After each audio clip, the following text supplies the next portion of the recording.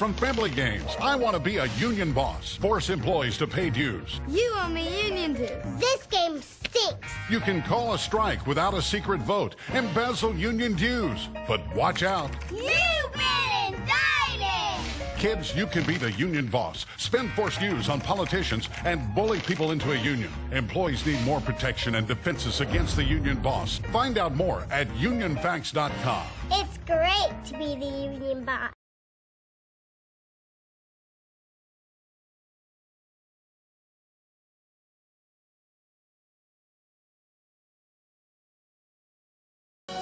What do you love about your union? You know what I love? Paying union dues, just so I can keep my job. I think it's great that my union dues are going to politicians I don't even like. I really like how the union discriminates against minorities. Super that I work harder but get paid less just because I don't have seniority. Corruption, discrimination, politics, forced dues. Find out why employees need protection at unionfacts.com. Thanks, union bosses.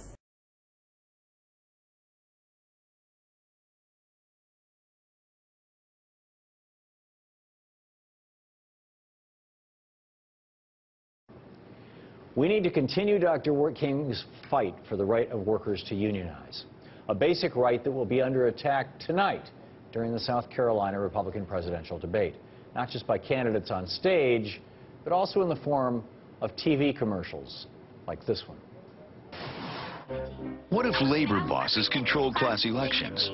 Thanks for your vote. I want to assure you that a vote for me is best for you. Ms. Hudgens has just agreed that there isn't going to be any secret vote.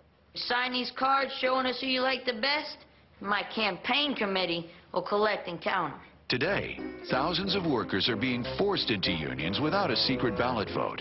Reason number 5 for the Employee Rights Act. You sure about this? That ad is part of a $10 million campaign by the right-wing Center for Union Facts to undermine unions across America. The organization is pushing for the so-called Employee Rights Act, a piece of legislation that would make it much harder for workers to start or keep a union and much easier for employers to bust one. It's the right-wing opposite of the Employee Free Choice Act, or card check, which makes it easier for employees to unionize. So the question, should it be harder or easier for American workers to unionize?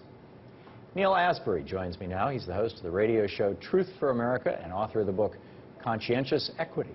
Neil, welcome back. Thank you, Tom. It's always good to be here. Neil, why do you hate democracy in the workplace? I don't hate democracy in the workplace, and that's exactly what the unions are fighting to eliminate. I mean, the unions are out for a privileged few to create this elitist class. The unions are in the business of promoting the financial interests of the union leaders. Union can only exist when a majority of its members vote for something. Unions are democratic institutions. Workplaces, corporations are kingdoms. How could you call a union, how could you say a union is working for a privileged few when a union can only exist if 51% of its members say they want it? Well, you just played a clip about card check, which was to take away the secret ballot because unions are in rapid decline. It would not take away the secret ballot. They're just not getting any new members. From the height of unionism in the 1950s to where nearly 60% of the private workforce was unionized, today it's less than 8%. So then, Tom, why are the unions in such rapid decline if they're doing the good work of those that they're unionizing? Because in 1960, the largest employer in the United States. There's federal and state and local laws today that is doing the things that the unions were doing back in the 50s. Right now, the unions are irrelevant. Neil, they let need me to answer find a your new question. voice. There's a very simple reason. In 1960, the largest employer in the United States was General Motors, and it was unionized. Today, the largest employer in the United States is Walmart. And not only are they not unionized, but they spend millions of dollars fighting unionization. It's very simple. And we changed our trade policy in the United States. Ronald Reagan and Bill Clinton changed our trade policy so that we no longer have tariffs. We no longer have any kind of protection for workers in the United States. We give tax breaks for companies to move their unions offshore. And as a consequence, the union positions have been busted, and union busting is a $2 billion a year industry now in the United States. In the meantime, the guys who are the CEOs are making a fortune, and the average worker is getting screwed. People used to start at GM at $40, $50 an hour. Right now in Germany, The average auto workers union wage is $67 an hour. GM is hiring at $14 an hour. Tell me that there's not a problem. Well, GM can't make cars in America profitably, but Toyota, BMW, and Mercedes can. Why? Because the unions are not destroying their businesses. America can build great things in this country, because we're giving them millions of dollars in tax but the unions have tried to skew things to the union bosses. They're not protecting their workers, Tom, and that's the problem why they're in such decline. Neil, there's no such thing as a union boss. They're union representatives. There is no person who is able to assert themselves as a boss in a union. In a corporation, the person with the most money can say, I'm the boss, you're the employee, I like it or I don't like it, you get out. But in a union, the person at the top was elected. Unions are democratic institutions.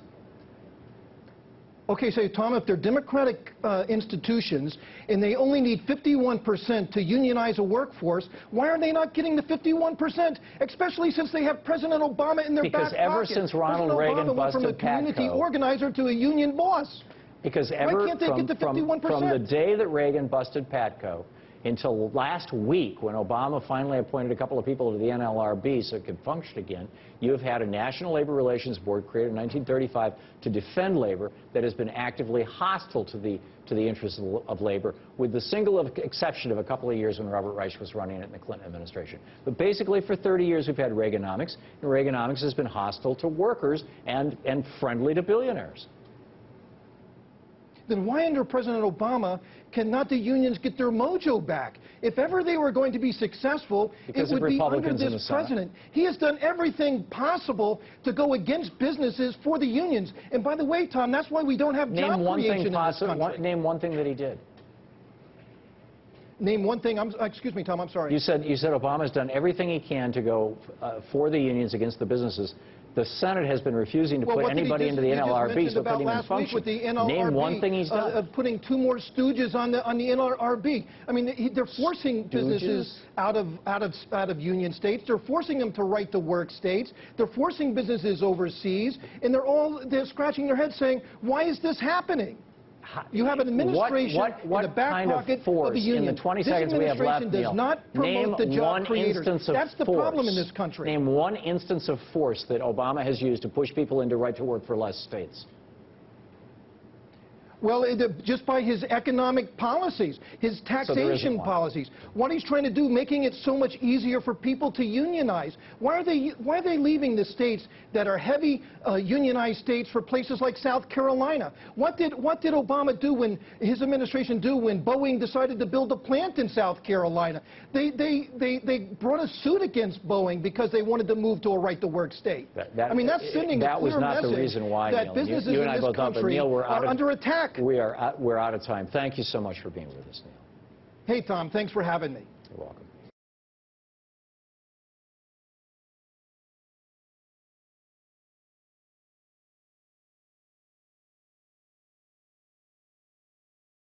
All right.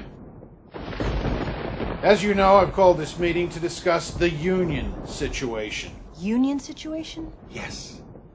The situation that there are unions and that we don't like them. We are sick and tired of being strong-armed by these communists, and we simply are not going to take it anymore. Here, here, here, here, here. These damned unions have bled us dry. Yeah. And it's not just our company that they've bled dry. It's all the people who work for us. Our co-workers. And their co-workers. And our co-workers, co-workers, co-workers. Right. Even those people. After leeching off corporations for all these years, what have unions done for us? Maternity leave. What? Maternity leave? Well, right. Maternity leave. They did manage to finagle that. Weekends off? Well, yes. The unions did give us weekends off. But don't think you're going to take this weekend off. Oh, we don't, but we'll get overtime pay. And that's because of the unions. Beside maternity leave and weekends off, what have the unions really done for us? What about workers' compensation? Well, obviously, Workers' compensation. I mean, that's a given, you idiot. But seriously, besides maternity leave, weekends off, and workers' compensation, tell me one thing that the unions have really contributed to the workplace. Fair wages. Outlawing discrimination. And did you know union workers make 30% more than non-union workers? How cool is that? Yes, and the unions ended child labor. That's right. You know, kids used to work in shit conditions like sweatshops. Don't forget employer-based health coverage and sick days. I love those. It's really difficult to have a strong middle class without unions. Yeah, and, you know, unions also fought to make laws protecting whistleblowers who expose corporate corruption. I mean, they really did that. Come on, who does that? No one except unions. Right? Okay! Apart from maternity leave, weekends off, workers' compensation, fair wages, ending discrimination, ending child labor, fighting for employer-based health coverage, and protection for whistleblowers.